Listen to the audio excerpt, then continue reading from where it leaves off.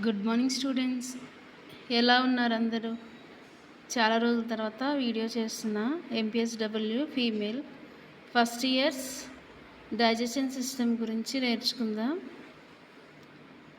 జీర్ణ వ్యవస్థ గురించి క్లుప్తంగా రాయండి. అంటే ఇది ఇంపార్టెంట్ క్వశ్చన్. డైజెషన్ సిస్టమ్ అనేది ఏంటంటే open with mouth and ends with anus. అంటే జీర్ణ వ్యవస్థ అనేది నోటి నుండి మొదలై మూత్రద్వారం ద్వారా ఎండ్ అవుతుంది. డైజెషన్ సిస్టమ్ అనేది జీర్ణ వ్యవస్థలోని అన్ని అవయవాలు మరియు గ్రంథులు ఆహారంను తీసుకొనుటకు మరియు జీర్ణక్రియకు సహాయపడతాయి. జీర్ణ వ్యవస్థ నోటితో మొదలై ఆస్ ద్వారా ముగుస్తుంది కదా.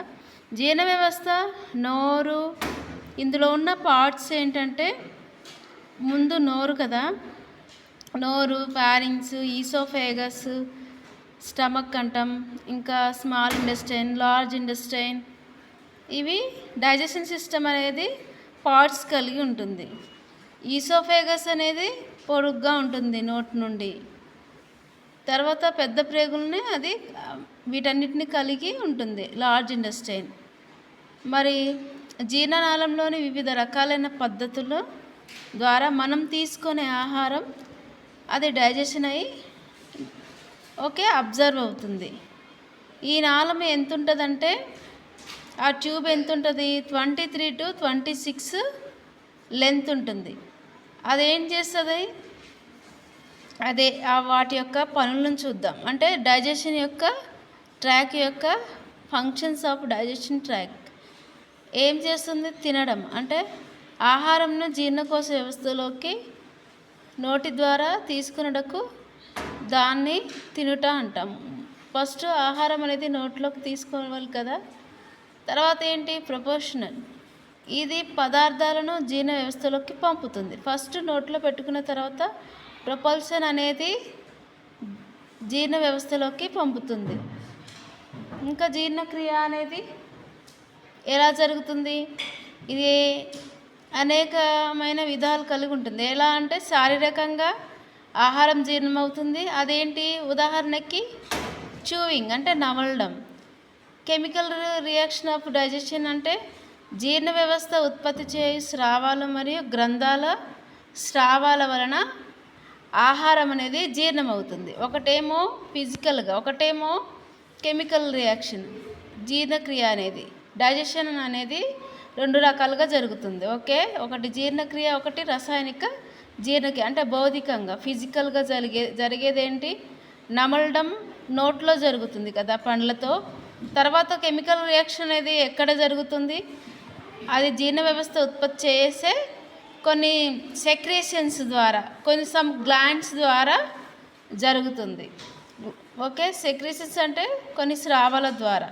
ఫర్ ఎగ్జాంపుల్ సెలరీ గ్లాండ్స్ ఉన్నాయి కదా, అది కూడా ఎంతో ఉపయోగపడుతుంది జీర్ణం అవడానికి.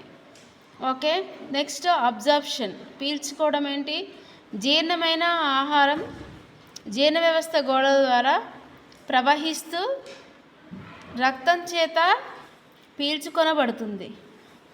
మొత్తం ఫుడ్ డైజెషన్ అయిన తర్వాత ఏం జరుగుతుంది, అది బ్లడ్లో అబ్జర్వ్ అవుతుంది. మరియు అది ఇప్పుడు అన్ని భాగాలకి, అన్ని ఆర్గాన్స్కి ప్రొవైడ్ చేస్తుంది. సర్క్యులేషన్ జరుగుతుంటుంది దాని ద్వారా. తర్వాత ఎక్స్క్రీషన్, అబ్జార్ప్షన్ తర్వాత ఎక్స్క్రీషన్ అంటే విసర్జించడం. జీర్ణం కాని ఆహార పదార్థాలు మరియు పీల్చుకోలేని వ్యర్థ పదార్థాలు మల రూపంలో మల ద్వారా విసర్జింపబడతాయి. అంతే కదా. ఏదైతే మంచి ఫుడ్ అబ్జర్వ్ చేసుకుందో అది మనకి బాడీకి పడుతుంది. అండ్ నెక్స్ట్ మరి జీర్ణం కాంది వేస్ట్ ప్రోడక్ట్స్ అనేది ఆస్తారా బయటకు వస్తాయి, ఇది అందరికీ తెలుసు. తర్వాత జీర్ణము అంటే డైజెషన్ డెఫినేషన్ చూద్దాం. నిర్వచనం, ఈ పద్ధతిలో జీర్ణకోశ నాళంలో ఆహార పదార్థాలు సాధారణంగా మరియు రసాయనికంగా చిన్న చిన్న ముక్కలుగా అయ్యి జీర్ణ స్రావాలతో మరియు ఎంజైమ్లతో కలిసి పీల్చుకొనబడే విధంగా తయారవుతాయి. దీనినే డైజెషన్ అంటాం. What is the digestion? ఒక పద్ధతిలో అంటే ఈసోఫేగస్ ద్వారా ఆహార జీర్ణకోశ నాళంలో ఈ ఫుడ్ అనేది అబ్జర్వ్ అయ్యి ఎలా అబ్జర్వ్ అవుతుంది, కెమికల్గా అబ్జర్వ్ అయ్యి చిన్న చిన్న ముక్కలుగా జీర్ణస్రావాలతో కలిసిపోతుంది. ఓకే, అలా ఎంజైమ్లతో కలిసి పీల్చుకొనబడే అంటే అబ్జర్వ్ అయ్యే విధానమే డైజెషన్ అని చెప్తాం. Okay, that is the digestion system.